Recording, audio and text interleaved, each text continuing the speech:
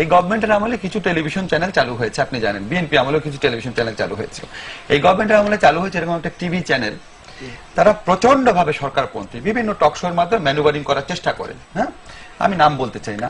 এখন তারা করে কি, এতটাই ভীত হয়ে গেছে, ধরেন আমার ক্ষেত্রে হোক, পিয়াজ ভাইয়ের ক্ষেত্রে হোক, কবির ভাইয়ের ক্ষেত্রে হোক, এতটাই ভীত হয়ে গেছে যে আমাদের যুক্তি, আমাদের তথ্য এত অকাট্য যে একদম মেথোডোলজিক্যালি তারা আমাদের সাথে মিথ্যাচার করে এক ধরনের। আমি আপনাকে বলি, আমরা বললাম আচ্ছা প্রোগ্রামের বিষয় কি, মিথ্যা কথা বলবে, হয়তো প্রোগ্রামের বিষয় বললো যে আপনার শেয়ার মার্কেট নিয়ে আলাপ, কিন্তু আসলে হয়তো আলাপ হবে যুদ্ধ অপরাধের বিচার নিয়ে আলাপ। দুবার ঘটেছে এটা আমার ক্ষেত্রে। আমি বলি না এরকম ঘটে, এটা তো হচ্ছে আর সেকেন্ড কেস করে জানেন, তার মানে টক শো আরো আছে।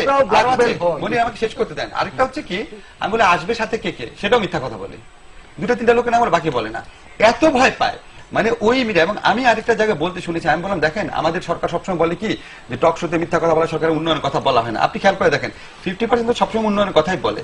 তা আমি যখন আমার একজন সহ আলোচককে বললাম কেন আপনার উন্নয়নের কথা বলেন না, 50% এর বেশি হবে মিনিমাম আপনারা উন্নয়নের কথা বলেন না, উনি এক পর্যায়ে অতিষ্ঠ হয়ে বলল আমরা বললে কি লোকে তো আপনাদের কথা বিশ্বাস করে। তো that is the biggest compliment for us.